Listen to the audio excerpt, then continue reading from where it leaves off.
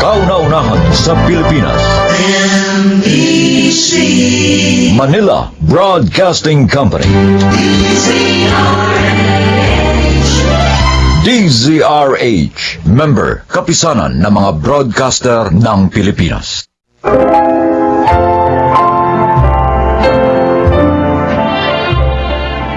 Mga kaibigan, narito ang kasaysayan ng isang lalaking pinalo ng kapalaran. Siya ay si Delphine. Sinasabi na ang mga lalaki ang haligi ng tahanan. Pero iba sa amin ni Nelia. Dahil bukod sa pagiging ilaw niya ng tahanan, siya rin ang sinandigan ng aming mga anak. At yun ay dahil sa aking mga pagkukulang.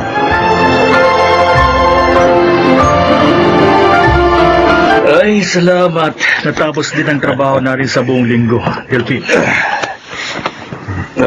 Tama ka, Rufo. O sumahod na rin tayo. Kaya oras na para mag-relax naman. Kaso, may problema ako eh. Di yata ako makakasama sa tropa natin ngayon. O bakit naman? Kasi nagbayad ako sa mga utang ko dito. Babayaran din akong utang namin ni Mrs. Ba't kasi hinahayaan mong hingang ka ng hinga ng asawa mo? Hindi, tingnan mo ko. Walang pakialam si Nelia sa kita ko. Hindi niya ako magawang hingan. Dahil bububugin ko siya. Mabait kasi ang asawa mo. Hindi katulad ng misis ko. Saksakan ng bungangera. Saka skandalosa pa. Lumalaban sa akin eh. Pero gusto mo sumama sa inuman ngayon? Oo naman. Siyempre. O sige, sumama ka na. Ako na ang bahala sa ambag mo. Talaga? Oo. Ayos pare, salamat. Iba ka talaga. Ang bait mong kaibigan.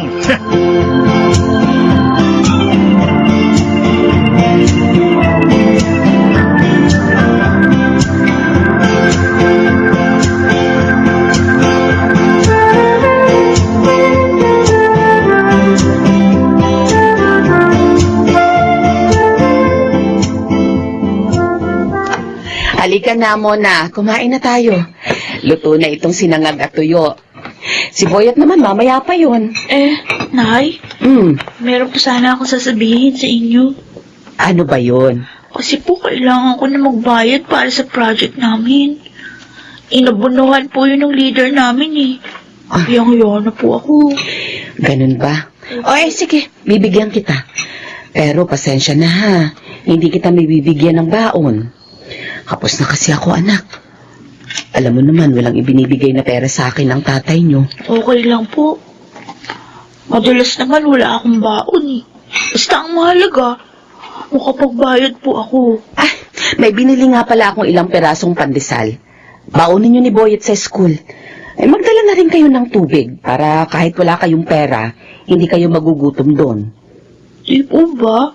Sweldo ni Itay kagabi? Oo, pero alam mo naman yun, laging inuuna ang inuman kaysa sa atin. Huwag na nga natin siyang pag-usapan. Sige na, kain na. Para hindi kayo malate sa eskwela. Napakahalaga ng edukasyon, anak. Kaya sana, kahit naghihirap tayo, huwag mong pababayaan ang iyong pag-aaral.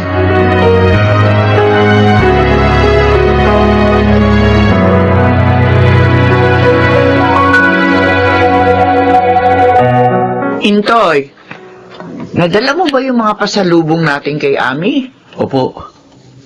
Nay. Tingnan niyo pa parating, oh. Ang pamangkin mo si Mona, ang panganay ni Delphine. Mona. Tito Intoy! Lola Elang! Saan pupunta nyo? Sa isa kong anak kay Tita Ami mo. Ba, naka-uniform ka. Papasok ka na ba? Opo. Inagahan ko po para hindi ako malate. Kasi po naglalakad lang ako pag pumapasok. Ano? Naglalakad? Opo. Ibig mo sabihin, hindi pa rin nagbabagong tatay mo? Matigas ang ulo ng pinsan mo, anak. Mahilig sa barkada. Ang barkada ang binubusog niya pag may pera siya.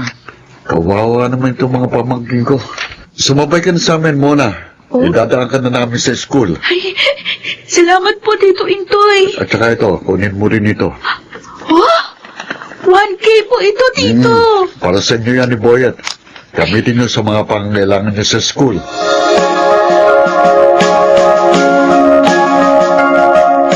Yun ang problema ni Lucas, pare. Nadukutan daw siya kahapon. Kaya wala siyang pantoma ngayon. Walang problema. Ako na bahala doon. Pati pamasahin nyo, papunta kina Emong. Sagot ko na rin. Talaga, pare? Oo. Tropa ko yata kayo. Pare, sana pairamin mo na rin ako ng konting pera. Para naman may pampasalubong ako kay Commander. Para hindi magbunga nga kahit lasing akong umuwi. Okay, sige. Ayos ka talaga, pare. Walang tataro sa bait mo. Okay!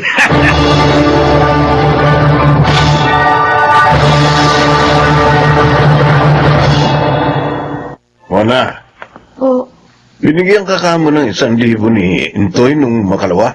opo. Sabi niya, gamitin daw namin ni Boyet sa school. Tama-tama. Wala na akong pera eh.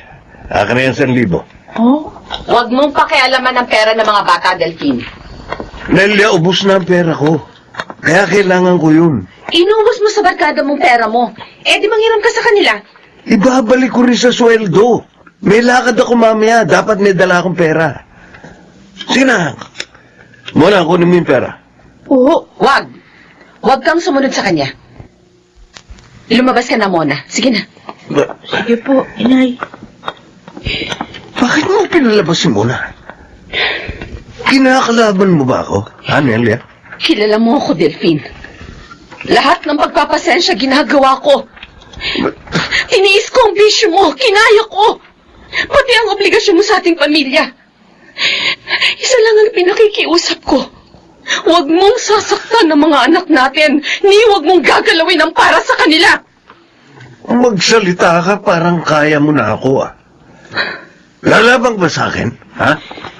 Ha? Para sa mga anak ko, handa akong manindigan.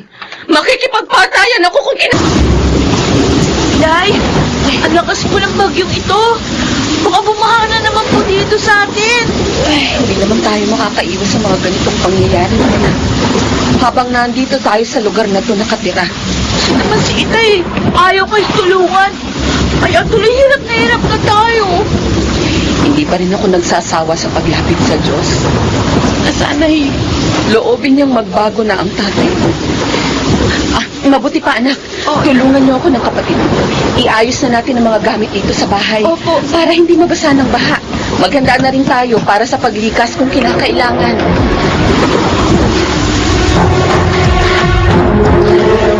Bullshit talaga yung sinalo ko.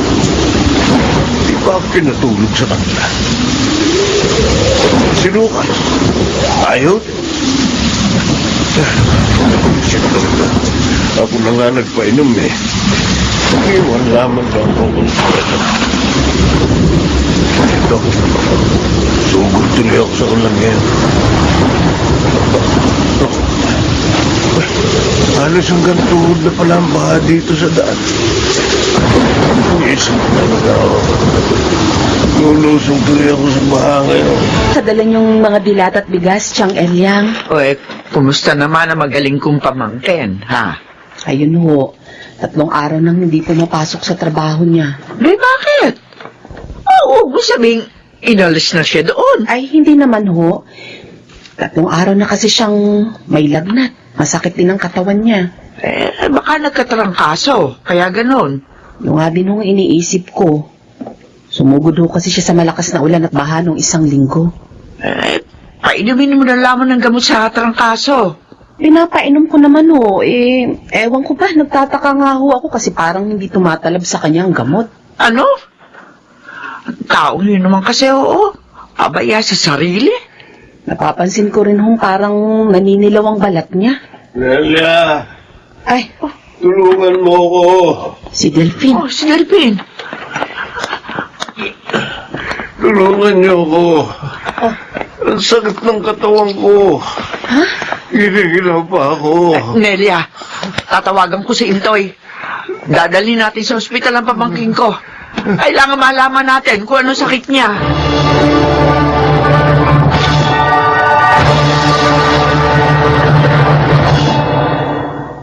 Leptospirosis?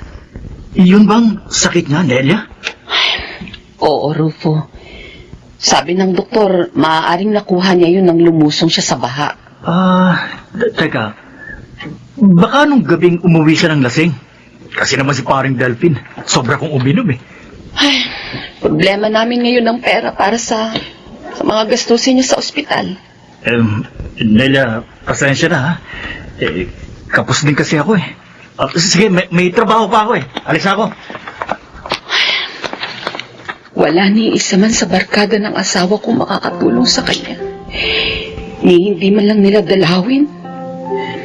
Nasaan ngayon ang mga kaibigan mong pinahahalagahan mo kesa sa iyong pamilya, Delphine?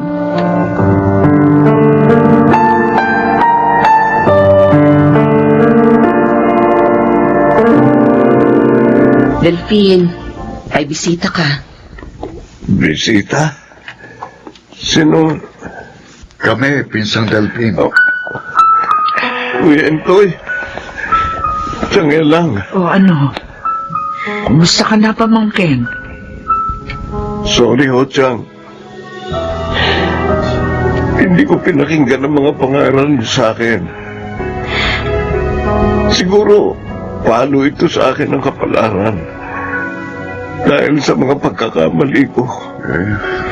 Huwag ka nang umiyak, Pinsan. May pagkakataon pa naman para magbago ka. Oo nga. Tama si Chang. Tutulungan ka naming lahat. Salamat, Nelia. Salamat sa inyo lahat. Ipinangangako ko sa inyo, iiwan ko na ang barkada.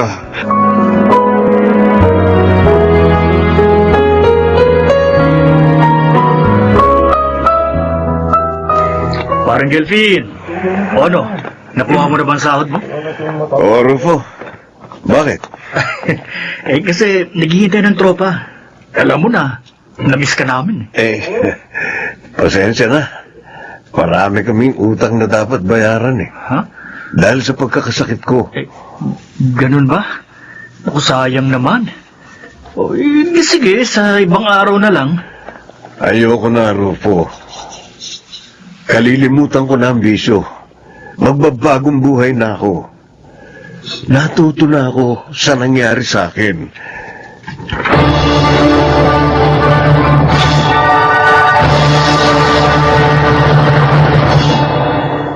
Dalawang taon na ang nakalilipas mula nang maganap sa akin ang pangyayaring yun. Mas maayos na ngayon ang aming kalagayan. Yun ay dahil alam ko na kung sino ang tunay na dapat kong pahalagahan.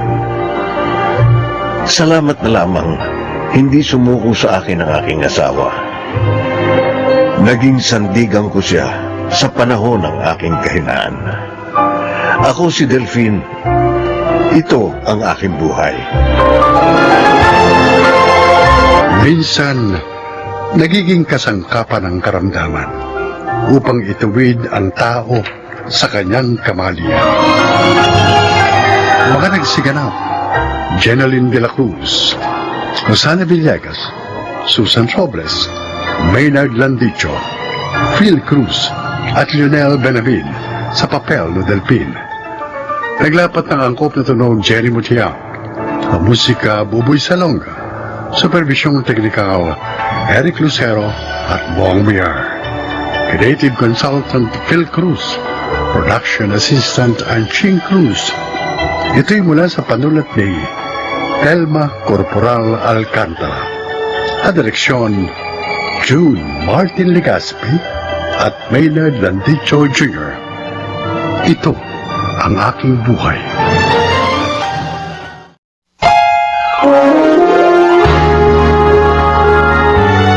Kauna-unahan sa Pilipinas. Manila Broadcasting Company. DZRH, member, kapisanan ng mga broadcaster ng Pilipinas.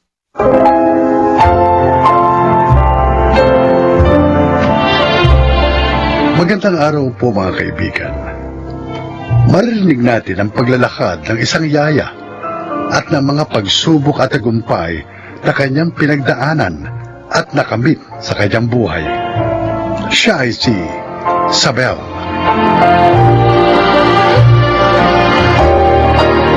Maaga akong nabiyuda, kaya upang maitaguyod ko ang aming munting pamilya, kinailangan kong magtrabaho. Kinailangan kong magsakripisyo. Mabuhay lamang at mapalaki ng maayos ang aking mga anak.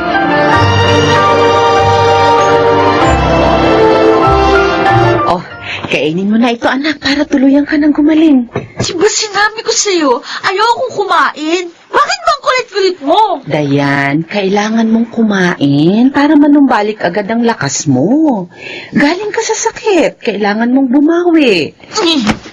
Aray, O ano? Hindi pa ba ako malakas? Ha?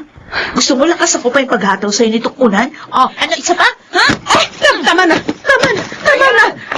Ano ba yung ginagawa mo, ha? Mami, ang kulit niya kasi.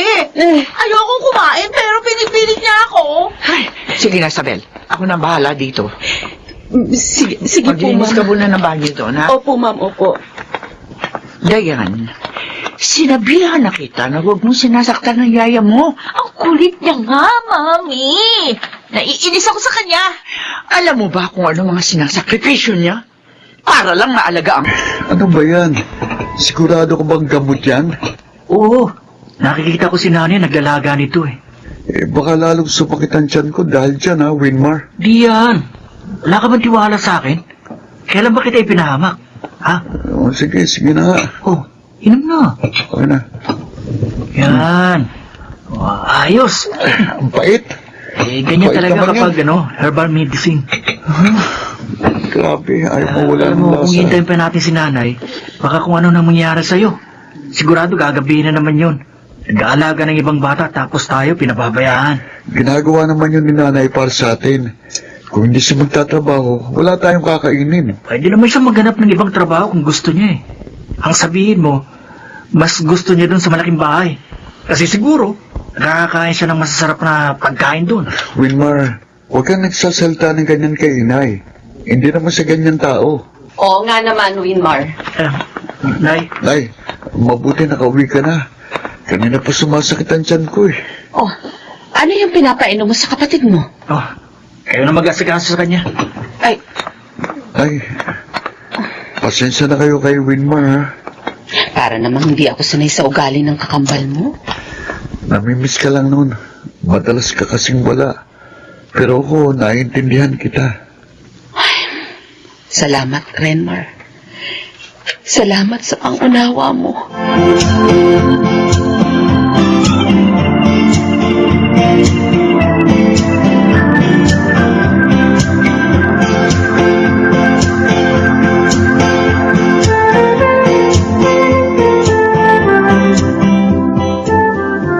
Oh, Winmar, mag-almusal ka muna bago ka pumasok. Huwag na, Nay. Oh, heto. Baon mo. Dinagdagan ko yan. Doon ka na lang sa eskwelahan mag-almusal kung ayaw mo nitong niluto ko. Salamat po. Paalis na ako. Pasensya na kayo mga anak. Nag-aaruga ako ng ibang tao. Pero kayo mismo hindi ko maalagaan araw-araw.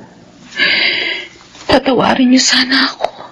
Ginagawa ko naman ito para sa ikabubuti niyo. Para may maganda kayong kinabukasan. Para maibigay ko mga pangangailangan ninyo. Yun nga lang, kailangan kong isakripisyo ang oras ko para sa inyo. Diyos ko, buksan niyo po sana ang puso at isipan ng mga anak ko. Lalo na si Winmar. Nang sa ganun ay maunawaan niya kung bakit kailangan ko itong gawin.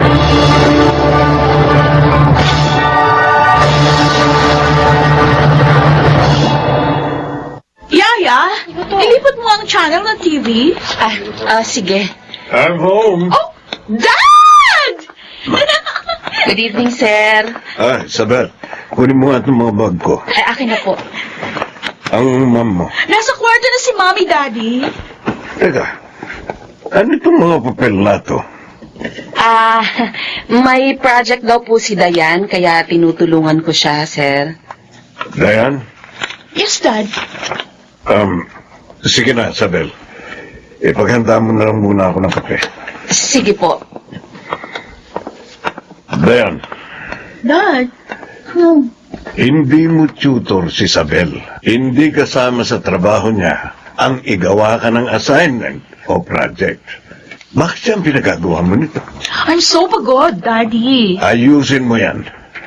Bilisan mo.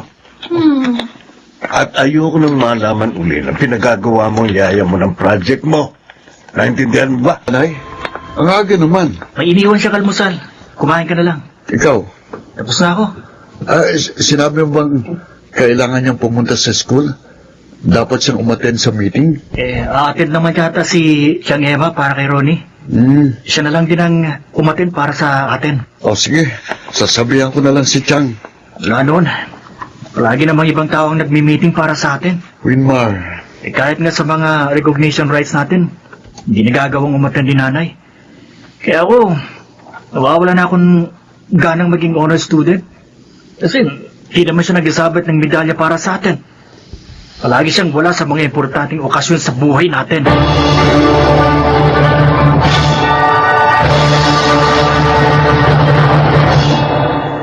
Ipapark ko lang tong kotse. Doon yun ako hintayin sa ground floor. Oo, sige. Oh, Dayan, tayo na. Yes, Mommy. Wait! Yaya, makitali nga ng sintas ng shoes ko. Teka lang, ha? Bilisan mo! Pababa na si Mommy sa escalator. Susunod na lang tayo. Bilisan mo sabi! Hoy! Sinong? Si Wilmar? Ikaw Bakit sinisiba mo na katatanda sa'yo, ha? Bakit? Anong pakialam mo? At saka wag mo akong sinisigawan, ha? Baka hindi mo kilala ang daddy ko. Wala akong pakialam kung sinong tatay mo. Pero wag mo naman minamaltrato ang nanay ko. Ha? Nanay? Wilmar, anak. Tama na yan. Bakit ba narito ka sa mall? Hindi ba dapat nasa klase Hoy, ka? spoiled brat. Alam mo ba kung anong isinasakripisyo ng nanay ko para lang maalagaan ka? Tapos ito bang ginagawa mo sa kanya? Sinisipa mo? At ano pa? Siguro may iba ka pang ginagawa sa kanya kapag nasa bahay kayo, no? Hoy, Kung dito nga sa public place, sinisipa mo siya. Paano ba kayo sa bahay nyo? Ha? Wilmar, Nay, mag-isip nga kayo. Kami nga ni Renmar ni minsan hindi nagdabog sa harap nyo. Tapos inaalagaan mo tong ganitong klase ng tao. Wilmar, tama na. Sige, subukan mo saktan ulit ang nanay ko.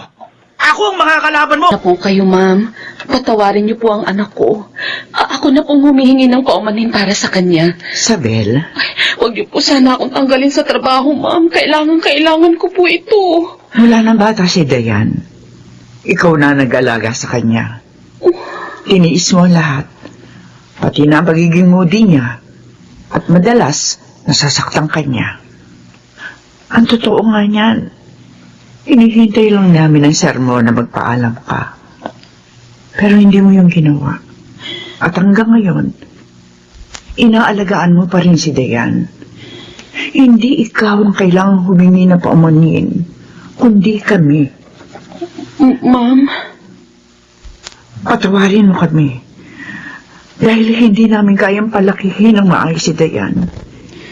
Hindi siya lumaking kagaya ng mga anak mo.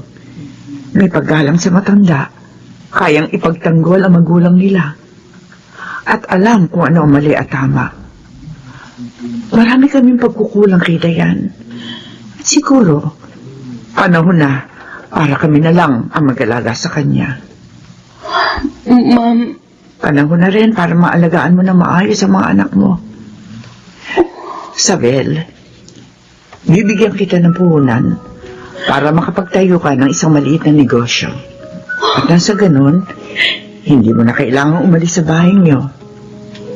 Napakabuti mo, Sabel. At nagpapasalamat kami sa lahat ng sakripisyong ginawa mo para sa aming anak.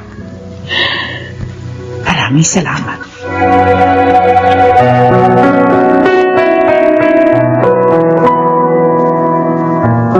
Wilmar, bakit naririto ka pa sa labas? Gabi na.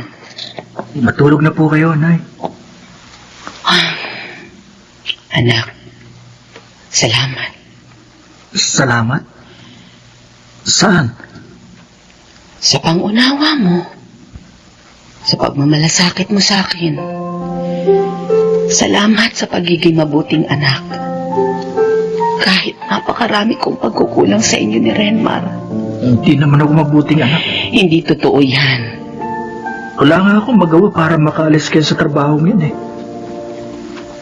Ang totoo na masama ang loob ko sa sarili ko. Kasi nagagalit ako sa tuwing wala ka sa mga importanteng okasyon sa buhay namin ni Renma. Pero hindi ko alam na ganun pala kahirap ang pinagdaraanan mo para lang maitaguin kaming dalawa. Wala kang kasalanan, Ton. Nauunawaan kita. Isa pa, may maganda akong balita sa'yo. Ano po yun? Hindi na ako magtatrabaho bilang yaya. Negosyante na ako ngayon. Huwag niyo po akong binibiro ng ganyan na. Hindi ka naniniwala? O sige, bahala ka. Totoo?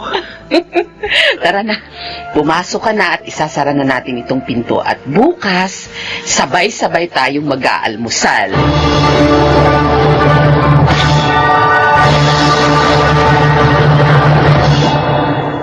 Oras at atensyon.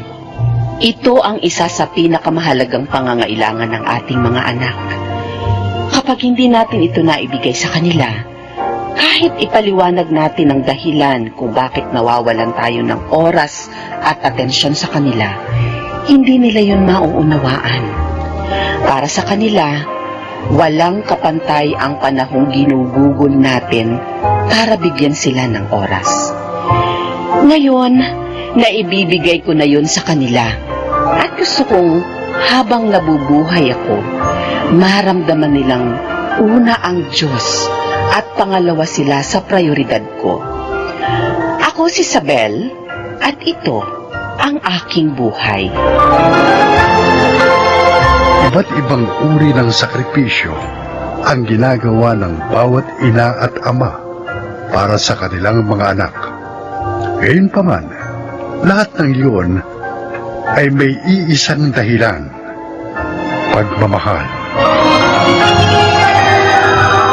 Mga nagsiganaw: Susan Robles, Lionel Benabin, Maynard Landicho, Phil Cruz, Rosana Villegas, at Jenaline de la Cruz sa papel na Isabel. Naglapat ng angkop na tunog Jerry Mutiang. Sa musika, Buboy Salonga. Supervisyong teknikal, Eric Lucero at Bong Biar. Creative Consultant, Phil Cruz. Production Assistant, Anching Cruz.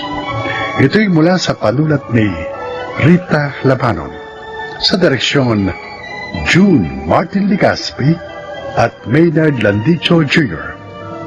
Ito ang aking buhay.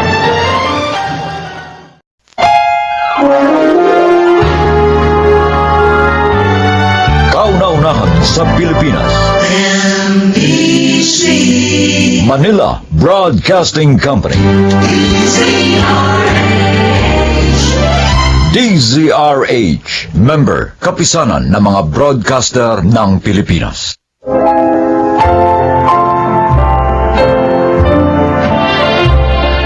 Magandang araw po mga giliw naming tagapakinig. Narito ang kasaysayan ng isang babaeng labis na minahal ang kanyang asawa. Siya ay si Lourdes. 7 taon ang tanda sa akin ni Wilson. Ganun pa man, teenager pa lang ako. Minahal ko na siya ng sobra. At yun, ang hindi ko na itago kay Daddy. Congratulations, Wilson! Department manager ka na ngayon, ha? Salamat, Lourdes. Binabati rin kita, Wilson. Thank you very much po, Sir Donato. Pangako, hindi ko sisirain ang tiwala ninyo. Excuse me, Wilson, Daddy. Sikasuhin ko muna yung mga dumating na empleyado, ha? Sige, anak. Nahihiya po ako sa inyo, sir. Binigyan niyo pa ako ng special dinner. Well, treat ko yan sa'yo, iho.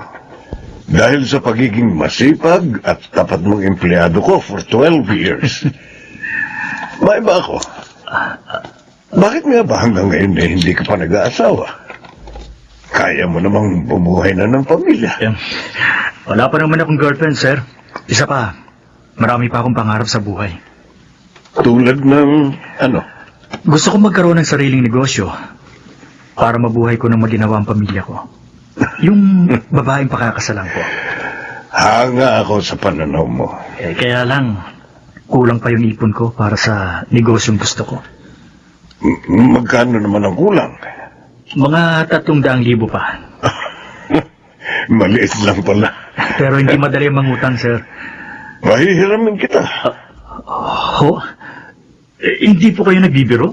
Hindi binibiro ang ganitong bagay, Wilson. Maraming salamat po, sir.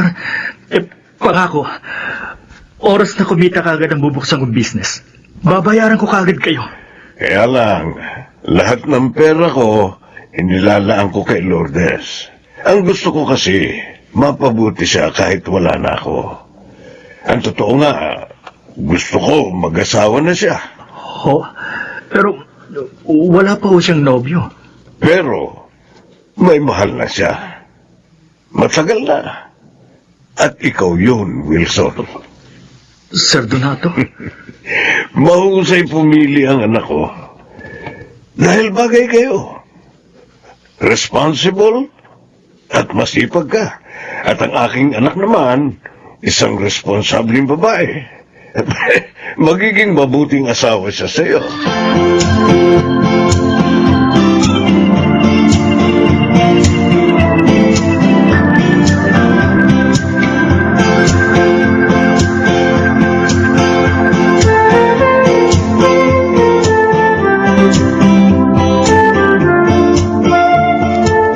Ano? Pakakasalan mo si Lourdes, Kuya Wilson? Bakit? Nakakagulat ba ang sinabi ko, pinsan? Ay, kasi naman, hindi mo naman siya nobyo, di ba? Pero nagtapat na ako ng pag-ibig sa kanya. At sinagot niya na ako. Ha? Totoo pala talagang sinabi ni Sir Donato. Doon pa, mahal na ako ni Lourdes. Teka lang ha. Kaya mo ba siya pakakasalan dahil sa utang mo sa daddy niya? Parang gano'n na nga. Naiiya kasi ako kay sir.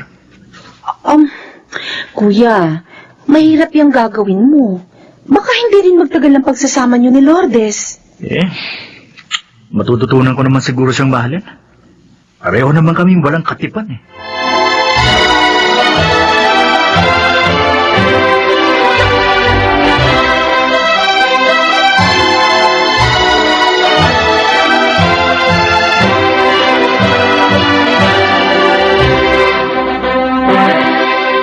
Congratulations, Wilson. Lourdes.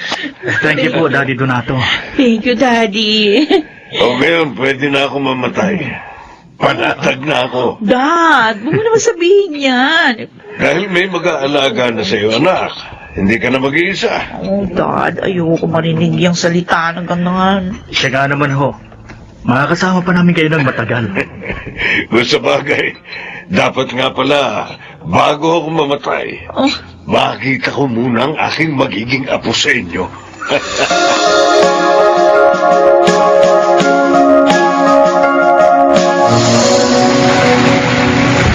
Daddy, mabuti naman ho pumasyal kayo rito. Paano hindi? Matagal na kayo hindi pumapasyal na mag-anak sa akin. Oh, sorry, Daddy, ha. Pasensya na. Busy kasi si Wilson itong mga nakaraang buwan, eh. Ako naman, abala sa pag-aasikaso sa aming bahay at sa aking mag-ama. Nasaan nga pala ang apo ko? Pasalubong ako kay JR. Tiyak na magugustuhan niya ito. Ay, nandun siya sa kwarto niya. Wala pa bang kasunod si JR? 4 years old na siya. Ano ko, Daddy, masyadong busy sa negosyong asawa ko. Ayoko naman siyang madaliin. Bumibisita ka ba sa negosyo niyo? Oh, Sa office? sad to say, hindi. Bakit?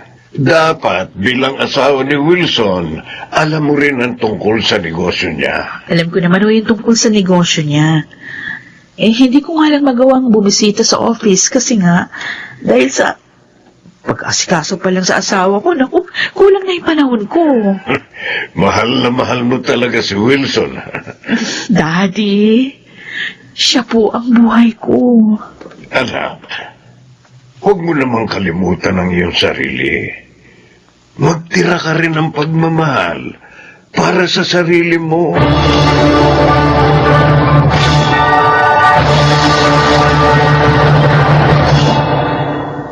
Babe, nagustuhan mo ba yung dinner na inihanda ko? Oo naman. Gustong-gusto, Sofia. Busog na ako eh. At mamaya, bibigyan naman kita ng isang masarap na tulog. Ganito dapat inaasikaso isang pagod na businessman. Alam mo yan ang gusto ko sa'yo eh. Mahusay ka ng katuwang sa negosyo. Mahusay ka pang magpaligaya. Hindi katulad ng asawa ko. Puro bahay lang ang alam. Hindi pala ako maalalayan sa opisina. Ay, gano'n naman pala eh. Bakit ka pa nakikisama sa kanya? Hiwalayan mo na siya at magsama na tayo. Hindi ganun kadali yung Sophia. May utang na loob ako sa daddy niya.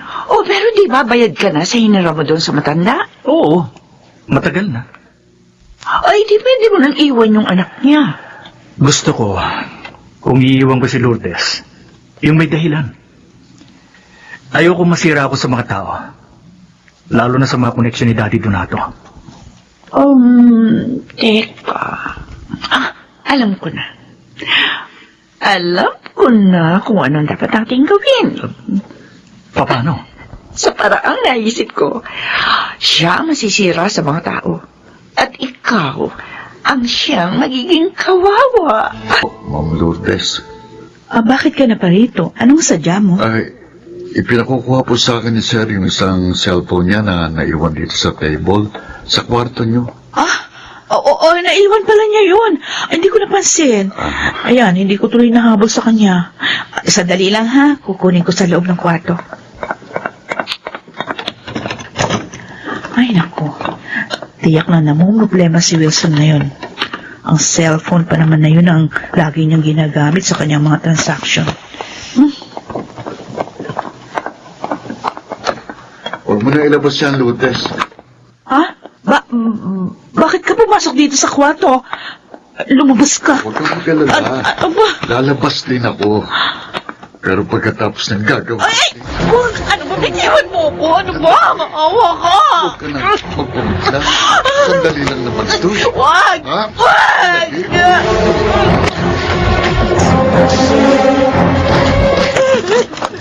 Anong ibig sabihin ito? Wilson! Ginahasa ako nito tawad mo! Lourdes, huwag ka na magkaila sa asawa mo. Sabihin mo na sa kanya lahat para makapagsama na tayo. Walang iya ka! Walang iya! Wala tayong relasyon! Ginahasa mo ako! Hindi ko akalain magagawa mo sa akin to, Lourdes. Maniwala ka sa akin, Wilson! Hindi ko nga kilala ang taong ito eh! Wala kaming relasyon! Umayos ka sa harap ko, mga hayop! Anong kaguluhan ito? Daddy! Daddy Donato! Anong ibig sabihin nito, anak? Bakit wala kayong damit ng lalaking to? Ano? Pinagtaksilan ako ng anak ninyo. Nauli ko sila ng lalaking ito. At dito pa sa kwarto namin. Hindi, Daddy! Hindi ko kayang gawin yun sa asawa ko! Dumating dito ang daddy na yan! Tauhan daw siya ni Wilson! Pinakukuha yung cellphone! Kaya pumasok ako sa kwarto! Tumigil ka! Hindi ako naniniwala sa'yo. Ituloy mo, anak. Pero sumunod sa akin yung lalaki yan eh! Pinagsamantalahan niya ako! Dapat tumawag tayo ng pulis. Oh, Lucas! Lucas! Tumawag ka ng pulis. Dali! opo, sir. Kailangan maimbestigahan at makulong ang taong ito. Sandali lang. Wala sa usapan natin ito, Wilson. Ano? Ay, Anong usapan ang sinasabi mo? Ha?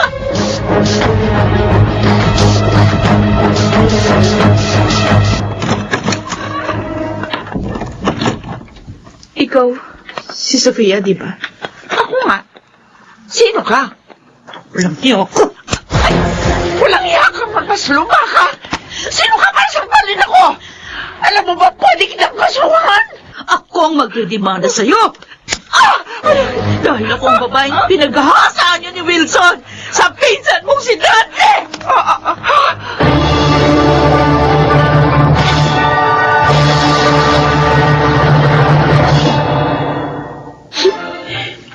Ate Lourdes. Joanna, hindi ko akalain. Magagawa sa akin ito ng pinsan mo. Minahal ko siya ng lubos. Napakasama niya. Napakasama niya. Nahihiya rin ako sa ginawa ni Pinsan, ate. I'm sorry.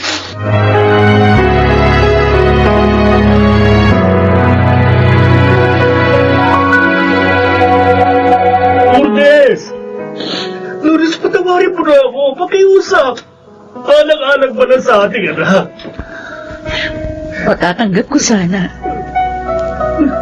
Kung hiwalayan mo ko at ipagpalit sa iba. Pero ang ipaghahasa pa ako para magmukha kang malinis. Kalabisan na yun, Wilson. Pagdurusahan mo ang mga kasamaang ginawa mo.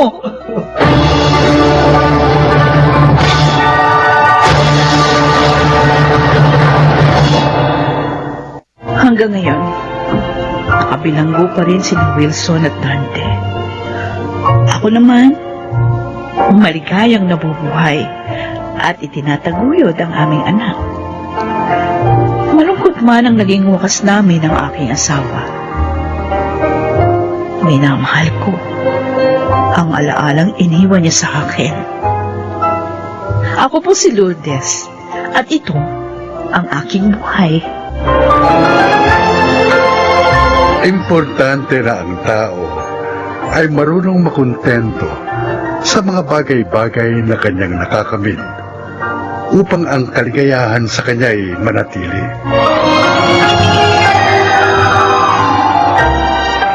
Mga nagsiganap, Lionel Banamin, Maynard Landicho, Jeneline de la Cruz, Susan Robles, Phil Cruz, at Rosana Villegas sa papel na Lourdes. Naglapat ng angkop na tunog Jerry Mutia. Sa musika, Buboy Salonga. Supervisyong teknikal, Eric Lucero at Bong Muyer. Creative Consultant Phil Cruz. Production Assistant Anching Cruz.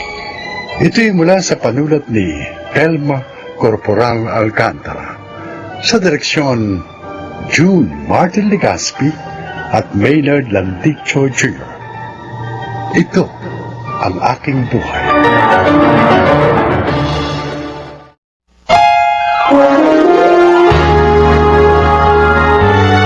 Kauna-unahan sa Pilipinas. Manila Broadcasting Company. DZRH, member, kapisanan ng mga broadcaster ng Pilipinas.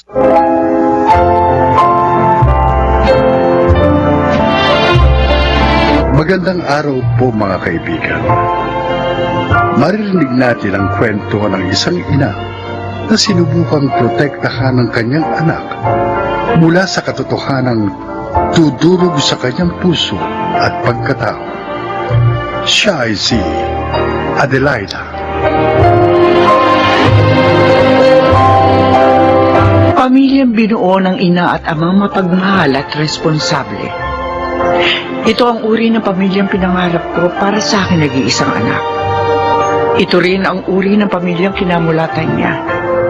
Ngunit, totoo nga ang kasabihan. Walang lihim na hindi nabubunyag.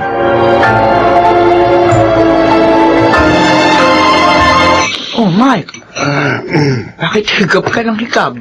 Nagpuyat ka na naman kagabi, no? Tumawag kasi si Papa eh. Oh, Nagkwentuhan kami tapos hindi ako nakakatulog kaya kinuha ko na lang yung research paper namin. Ngayong umaga ako inaantok. ay sus! Aantukin ka niya sa klase. Okay lang ma. Sa hulihan na lang ako upo para hindi ako mahalata ng teacher namin na natutulog. Aray ko ma! Bakit ka nang umurot? Sige, subukan mo matulog sa klase. Joke lang. Ano naman ba kasi ang pinag-usapan niyo ng papa mo? At mukhang na-excite ka na naman. Hindi ka nakatulog. Wala naman ma. Sabi ko lang sa kanya, ibili niya ako ng bagong laptop pag uwi niya rito. Few months from now. Humingi ka na naman sa kanya? Ikaw talaga? May laptop ka ba naman Kabibili ko lang niya last year. Naglalambing lang naman talaga ako kagabi kay Papa kaya pumayag naman siya. So, wala na akong magagawa. Kakaya na sa papa mo. Bakit naman ako mahiya sa kanya? Papa ko siya, ma. Kaysa naman humingi ako sa ibang tao, di ba? Mas mainam lang sa sarili kong ama ko humingi.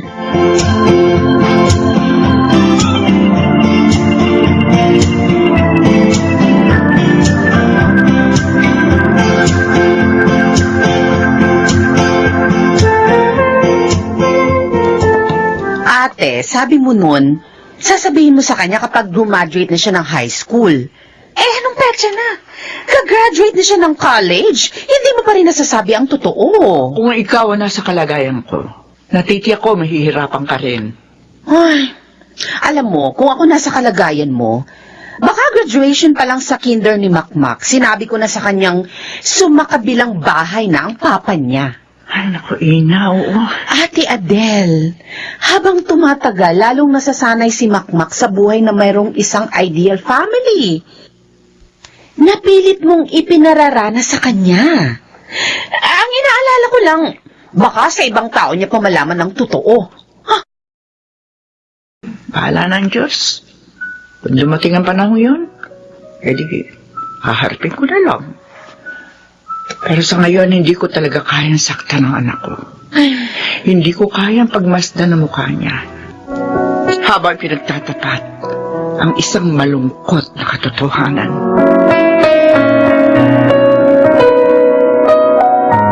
Ayun, ma. Ayun na si Papa. Natatanaw ko na siya. Oo, nakikita ko. Excited na ako. Pa! Mac, malayo pa siya. Lalapit din siya dito. Huwag ka na sumigaw. Namimiss ko si Papa eh. Ikaw talaga? Pa! Mama! Ay, naku. Sige na nga. Salubungin mo na. Tulungan mo na siya sa mga bitbit niya. Oo. Pa! Pa! Naku lalo kaya atang tumangkas. Mas matangkad na ako sa'yo. Akin itong mga gamit mo. Itong bag ko na lang. Ako na itong iba. Mabigat tong bag na to. Pa! Andito na si Papa. Oo. Kasi naman, hindi ko nakikita. Mula nung bata ka hanggang ngayon, hindi ka nagbabago. Pakiramdam ko tuloy, artista ako sa tuwing umuwi ako eh. Hindi na nga yun nakatulog eh. 10:00 pa lang na umaga. Gusto nang pumunta rito sa airport. Ay, andun yung kotse, nakaparada. Ay, tara. Pa! Dala mo ba yung laptop ko? Nako. Ay, lagot. Nakalimutan ko. Ano?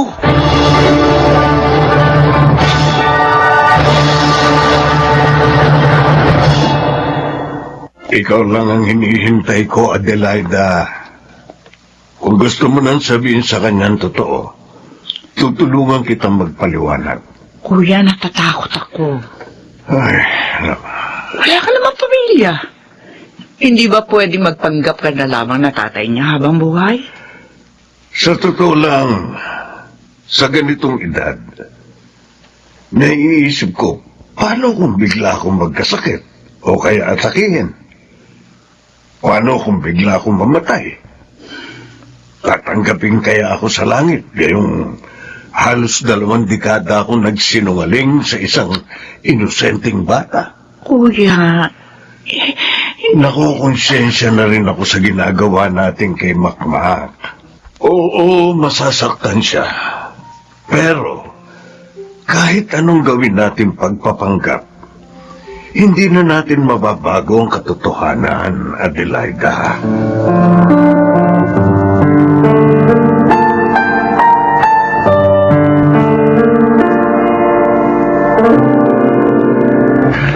Naku, Makmak, mataas ang lagnat mo, tapos nag-chill ka pa. Tita, ayoko magpadala sa ospital. Takot ako. Ano ka ba? Sasamahan ka naman namin. Hindi kahit na, takot na ako eh. Ina, Ay, ate, kailangan mo nang dalhin sa ospital ang anak mo. ano kaya sa tingin mo sakit niya? Nurse lang ako, wala akong kakayahang mag-diagnose ng sakit. Pero tingin ko, hindi simpleng lagnat lang to. Ma, ayoko. Namumutla ka rin eh. Tara na. Dadaling ka na namin sa ospital. Huwag, ayoko nga eh. Sasamahan ka namin. Ako, ang tita mo at ang papa mo. Kahit na, ayoko. Tuturukan nila ako ng injection dun eh. Ayoko. Takot ako sa injection. Makma, kung ayaw mo lumalaya ang sakit mo, sumunod ka sa akin, ha? Bakit may nahanap ang asawa ko? Oh, asawa? Bakit? Kasal ba kayo? Ina, Sino ba kayo? ang tanong ko, ang sagutin mo. Nasaan si Tomas? Wala siya rito. Rosie, Wala pala, ha? Umalis kayo. Umalis kayo. sino ba yan? Ano? Mas? Mga taga-DSWD? Nagsusurvey. Adelaida, anong ginagawa mo rito?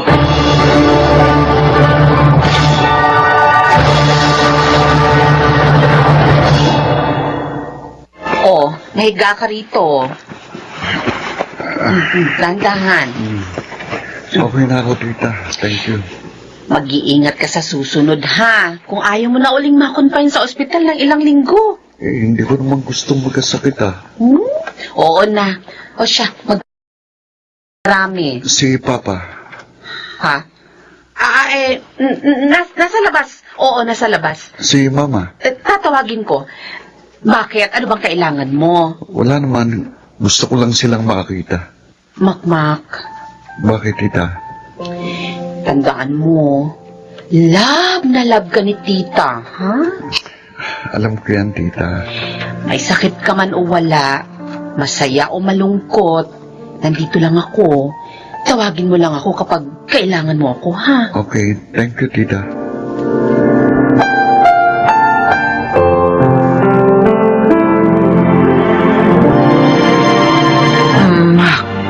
Anak, Ma? Pa? Bakit parang ang seryoso nyo? hinintay talaga namin makarecover ka muna sa sakit mo. Bago namin ito sabihin sa iyo. Anak, alam mo naman kung gaano kita kamahal, di ba? Oo naman, pa. Mahal na mahal ka namin ng mama mo. Kaya ayaw na namin patuloy kang paglihiman. Naniniwala akong nasa tamang edad ka na para maunawaan ang ganitong klaseng bagay. Tomas, Ma, anak, sa kanya galing yung isinaling dugo sa iyo nung nasa ospital ka. Siya ang tunay mong ama, Mac. Ang papang kinagisnan mo ay nakatatanda naming kapatid ng tita Ina mo. Patawarin mo sana kami kung itinago namin to sa'yo ng napakahabang panahon. ikaw palang totoo kong tatay. Medyo mas bata ka palang tingnan sa personal. Anong ibig mong sabihin, Ma? Alam ko na po ang lahat. Matagal na. Anong? High school pa lang ako, alam ko na. Hinihintay ko lang talagang sabihin niyo sa akin ng totoo. At hinihintay ko rin makita siya ng personal. Anak, Huwag mo kong tawaging anak. Oo, nabuo ako dahil sa'yo, pero hanggang doon lang ang pagiging ama mo sa akin. Si Papa Bert pa rin ang itinuturing kong ama. patawarin mo ako, anak. Matagal ko na po kayong pinatawad. Hindi ko naman naramdaman ang kawalan niyo sa buhay ko, kaya wala kayong dapat ipag-alala. Maganda naman ang buhay namin ni Mama kahit wala ka. Higit sa lahat, masaya kami. Sana ikaw din at ang pinili mong pamilya.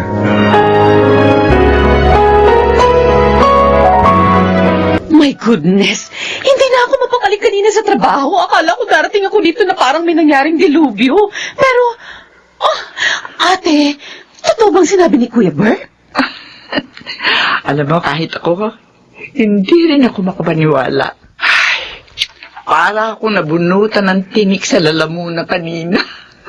Isa lang ang ibig sabihin nito. Lapalaki natin na maayos si Makmak. Alam mo, kuya, yung man takot ko na baka kamuhian niya tayong lahat. Napawi kanina na sabihin niyang matagal niya nang alam ang totoo. Ay, salamat sa Panginoon. Dininig niya ang prayers ko. Kahit bira lang ako manalangin. Tita, Ay, Mark! andito ka na pala. Yes! Oo, I'm here. Pa. Hindi pa tayo kakain? Gutom na ako eh. Oo, kakain na tayo. Oh, umiiyak ka na naman? Hindi. Tita. Kanina pa yan umiiyak si Mame. Ang tawag dyan, tears of joy. Ma. Hindi na umiiyak. Oo. Ayan, yakap mo kasi. Lalo tuloy na iyak. Mabaho kaya ka eh. Bagong ligo ako ha. Nako. Tara na nga kayo't nagugutom na rin ako. Kumain na tayo. Tara na, Ma. Kumain na tayo. Oo na. I love you, Ma. I love you forever and ever.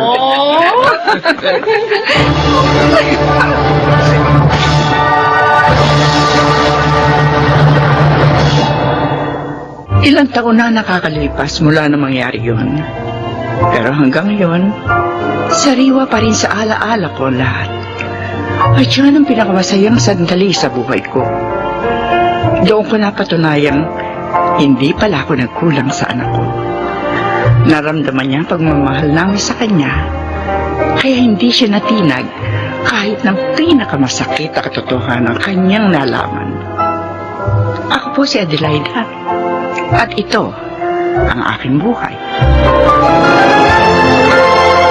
Madalas, ang mga alalahanin natin ay lumalaki at nagiging higante habang ito ay patuloy nating tinatakasan.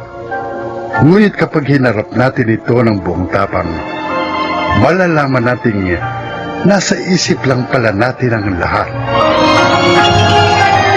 Mga nagsiganap, Phil Cruz, Lionel Benamin, Jeneline de la Cruz, Maynard Landicho, Rosana Villegas, at Susan Robles sa papel na Adelaida.